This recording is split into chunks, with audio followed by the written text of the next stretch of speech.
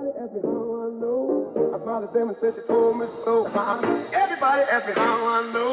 I smiled at them and said she told me so. Everybody ask me how I know. I smiled at them and said she told me so. Everybody, everybody, everybody, everybody, everybody, everybody ask me how I know. I smiled at them and said she told me so. I know. Everybody ask me how I know. I smiled at them and said she told me so. I know. Everybody ask me how I know. हे बघूनच वाटते.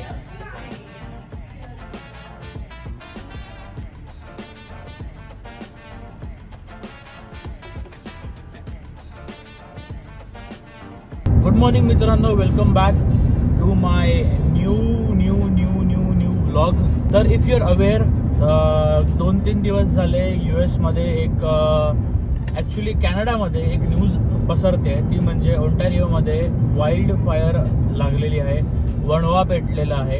आणि तो इतका खतरनाक, इतका घाणेरडा, म्हणजे इतका प्रचंड प्रमाणामध्ये तो वणवा लागलेला आहे की त्याची जी म्हणजे त्याच्या ज्या धुराचे जे लोट आहेत ते लोट अक्षरशः US वर आलेले आहेत. आणि USचं एअर क्वालिटी इंडेक्स रातोरात चेंज झालेलं आहे. आणि ह्या तुम्ही बघितले असेल न्यूज, तर रातोरात US मधलं जे वातावरण बघतो आपण ते सगळं असं ग्लूमी, ऑरेंज, असं पेल येल्लो कलरचं झालेलं आहे. This could potentially overtake us here. This is getting a little scary. Yeah. Holy. Some incredible video, dramatic wildfire images from the region. It's the view from inside a CN rail train surrounded by flames near the community of Armstrong. New York साईडला, बफेलोला, मॅसेच्युसेट्सला, वॉशिंग्टनला, या सगळ्या एरियामध्ये ते ढग आलेले आहेत. आणि 2 दिवसापूर्वी मी पण बघितलं जो असं काही दृश्य, जो फोटो मी शेअर करेन. तर असा सूर्य US मध्ये मी पहिला कधीच बघितला नव्हता. म्हणजे असा डार्क ग्लूमी टेक्स्चरचा, असा ऑरेंज लाईक संत्र, असं डार्क कलरचा सूर्य. आणि हा फोटो जो मी शेअर करतो तो अजिबात एडिटिंग केलेला नाही आहे, काहीही कलर करेक्शन केलेलं नाही आहे, जसाचा तसा मी काढलेला आहे फोटो. सो नेचर कसं असू शकतं की रातोरात काहीही येऊ शकतं. तर इकडे धुराचा जो लोट आहे आलेला आहे, वर्जिनियामध्ये थोडा कमी आहे पण आहे, इफेक्ट आहे.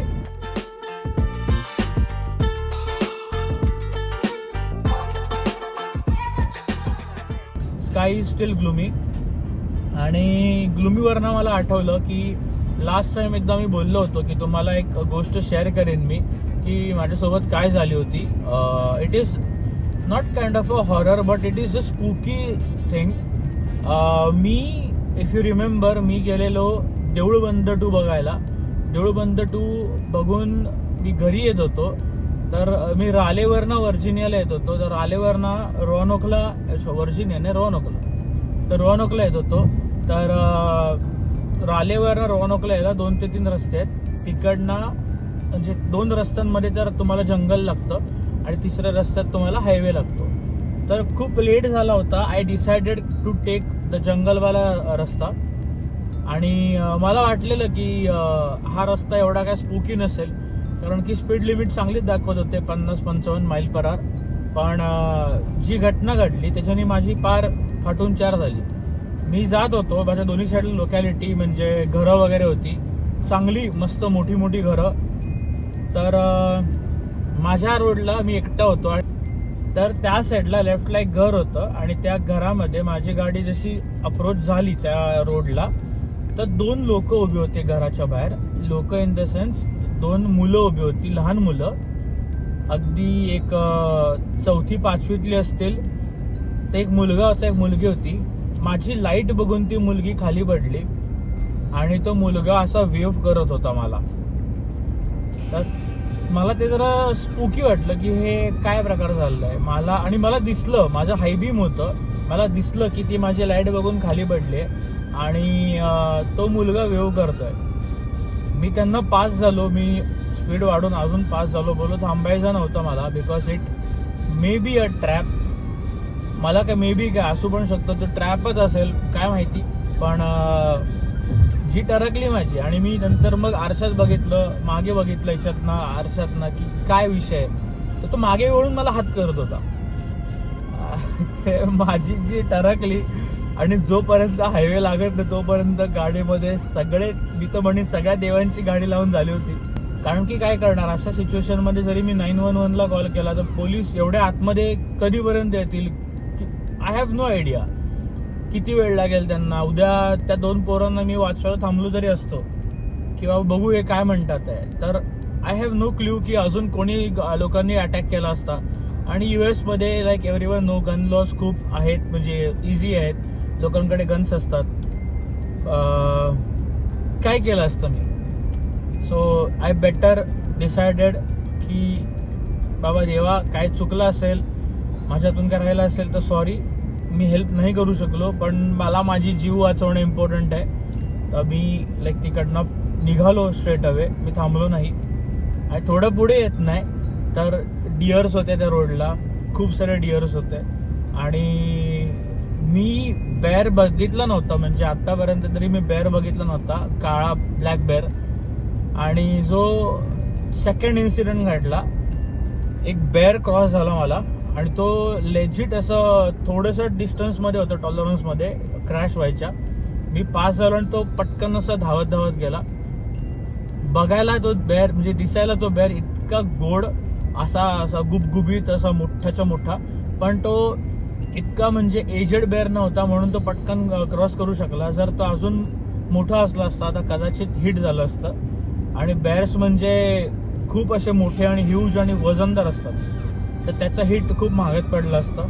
पण माझा पहिला बेअर इन्सिडेंट, म्हणजे बेअरचा जो मला दिसला तो पण अशा गोष्टीमध्ये दिसला की बेअर मला गाडीला क्रॉस झाला. कमाल आहे. बट येस, असे इन्सिडेंट होतात. So we have to be very aware की आपण ड्राईव्ह करताना सोबत काहीतरी सेफ्टीसाठी काहीतरी ठेवलं पाहिजे. आणि राईट डिसिजन घेणं पण खूप इम्पॉर्टंट आहे. आपण जे डिझास्टर मॅनेजमेंट बोलतो की त्या हिट ऑफ द मोमेंटला काय केलं पाहिजे, आपण काय डिसिजन घेतलं पाहिजे. जर मी थांबलो असतो तर काय होऊ शकलं असतं. खूप वर्स पण झालं असतं, खूप चांगलं पण झालं असतं. I have no idea.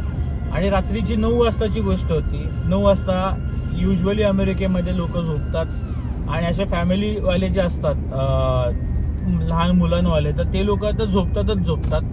तर 9 वाजता एवढ्याला बाहेर तो पोरगा काय करतोय, कधी पोरगी काय करते, हा पहिला प्रश्न मला तेवढ्या स्पॉटला पडला. आणि आय डिसाइडेड की something is spooky, something is not good here, तर बेटर आहे निघालेलं बरं. तर काढता पाय घेतला आणि स्ट्रेट अवे आपण पहिला हायवेला लागलो. हायवेला लागल्यानंतर मग जीव आला की फायनली हायवे आलाय. आपल्याकडे पण असं होत असेल नसेल, I have no idea. But इथे माझ्यासोबत असं घडलं.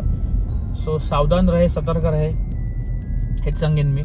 आणि अजून एक गोष्ट, जसं तुम्ही माझा ब्लॉगचा टायटल बघितला असेलच, त्यामध्ये शेवटी लेट का होईना 27-28व्या वर्षी अक्कल दाढ आली. आणि US मधलं डेंटलचं थोडंसं तुम्हाला सांगायचं आहे. सगळे लोकांना एक बूम असतो की US डेंटल खूप महाग आहे. आणि येस, खूप महाग आहे. तो अनुभव मी घेतलेला आहे. याच्या आधी पण 23 मध्ये मी रूट कॅनल केला होता.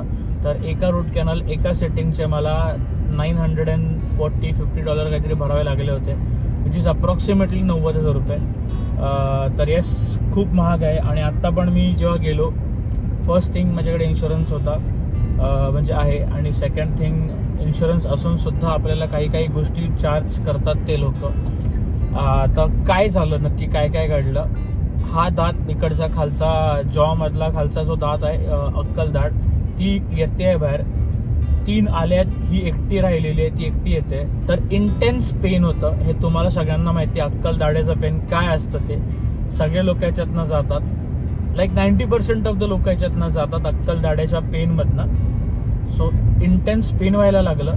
आणि 2 दिवस झाले, 3 दिवस झाले, ते पेन काय जात नाही. I tried using our Indian medicines, आपले मेडिसिन्स, पेन किलर घेतल्यानंतर 8-10 तास तो इफेक्ट असतो, त्याच्यानंतर परत पेन बाहेर येतं. पण आय डिसाइडेड की बघू काय होईल ते, जे होईल ते होईल, आपण जाऊन बघू डेंटिस्टकडे. तर डेंटिस्टची अपॉइंटमेंट घेतली, डेंटिस्टकडे गेलो.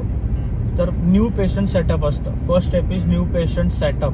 न्यू पेशंट सेटअप करताना आपल्याला आपले इन्शुरन्स नंबर, आपल्याला आपली स्वतःची माहिती, पूर्ण माहिती आणि हिप्पा असतं, HIPA. तर याचा फुल फॉर्म इथे खाली लिहिलेला आहे. तर हिप्पा आपल्याला साईन करावं लागतं, म्हणजे आपली इन्फॉर्मेशन डॉक्टर सर्च करू शकत नाही, विचारू शकत नाही. आणि आउट ऑफ द ऑफिस म्हणजे आउट ऑफ डेंटिस्ट्री त्यांनी आपल्याला पर्सनली अप्रोच करायचं नसतं, किंवा आपण त्यांना, वायसे वर्सा. तर हिप्पा ते सांगून जातं. Once you log in there आपल्याला थांबायला सांगतात. मग आपल्याला आतमध्ये बोलवतात त्यांच्या क्लिनिकमध्ये. आणि क्लिनिक पण कसं, असे एकाच टायमाला असे 10 वेगळे वेगळे बूथ्स आहेत आतमध्ये. त्याच्यामध्ये त्यांचे जे असिस्टंट डॉक्टर्स असतात ते पहिलं आपलं चेकअप करतात, एक्सरे काढतात. तर माझे 3 प्रकारचे वेगळे वेगळे एक्सरे काढले. एक म्हणजे दातामध्ये काहीतरी असं युनिट होतं, ते आतमध्ये घालून एक एक दाताचं एक्सरे. सेकंड म्हणजे तो एक मशीन असते जिथे आपल्याला चू करायचं आणि अशी गोल मशीन ती फिरते, जेणेकरून आपल्या अख्ख्याच्या अख्ख्या 32 दातांचा पूर्ण असा स्ट्रेट एक्सरे येतो तो. आणि थर्ड म्हणजे त्यांनी एक आपल्याकडे if you know Insta 360 camera, आता जसा माझा ट्रायपॉड आहे तर ट्रायपॉडसारखा एक युनिट असतं, त्याला समोर कॅमेरे लावलेले असतात. तर त्या कॅमेराजने ते लोक पूर्ण व्हिडिओ रेकॉर्डिंग टाईप करतात, जेणे स्क्रीनवर अख्खा 3D मॉडेल उभा राहतो दातांचा. तर दातांचा ते बघायचं असेल त्यांना, स्ट्रक्चर काहीही बघायचं असेल तर ते 3D मॉडेलने बघतात. तर अशा 3 गोष्टी ते करतात. अजून इन्फॉर्मेशन घेतात. मग येतात मेन डॉक्टर. मग मेन डॉक्टर त्या रेफरन्स घेऊन, त्या सगळ्या गोष्टी घेऊन आपल्याला मेन जी गोष्ट आपल्याला होते आहे की बाबा काय दुखतंय, दुखत नसेल तर मग रेग्युलर चेकअप असेल, मग ते सगळं विचारपूस करतात. सो जसं मी सांगितलं, माझं ही जी अक्कल दाढ आहे ती अशी स्लँट येते बाहेर, 45 डिग्री स्लँट आहे. आणि ती दाढ बाजूच्या दाढीला ठोकर मारते आतमध्ये. आत्ता तरी ते बोलले सर्जरीची गरज नाही आहे. त्यांनी ॲमॉक्सिलिन दिलेली आहे मला. ॲमॉक्सिलिन घेऊन जरा पेन कमी आहे, पण आहे. I will not say pain गेलं आहे पूर्ण, बिकॉज आत्ता जरी मला बोलता येत आहे, 2-3 दिवसांपूर्वीच मला हा कंटेंट शूट करायचा होता, पण मला बोलताच येत नव्हतं. माझा हे अख्खा स्वेल झालं होतं, हे अख्खे ओठ आणि हे अख्खा जॉ सुजला होता माझा आतून. आणि मला जेवता पण येत नव्हतं. लेजिट मला एक ॲपल खायला पण मला 15-15 मिनटं, 20-20 मिनटं लागत होती, इतका वेळ लागत होता मला. तर फॉर्च्युनेटली आता पेन कमी आहे, पण आहे, इट इज स्टील देअर. आता बघू, ॲमॉक्सिलिन घेऊन जरा सूज कमी झाल्यानंतर सर्जरी तर आत्ता करायची नाही. आणि सर्जरी तरी ते बघू, आय हॅव नो आयडिया सर्जरीला किती पैसे लागतील. आत्ता चालू होतं एप्रिलमध्ये, जर ते तेव्हाच झालं असतं तर एप्रिलमध्ये दात काढून टाकला असता तो. But it is what it is.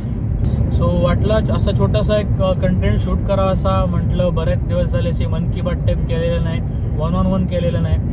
Always एक असा कंटेंट टाईप की कंटेंट आहे. आज मिसळपाव आहे, काही जिथे बाहेर जातोय, आज हे बघितलं ते बघितलं, असं सगळं आहे. तर आज वाटलं हा व्लॉग एक शॉर्ट अँड स्वीट असा 1-on-1 ठेवावा.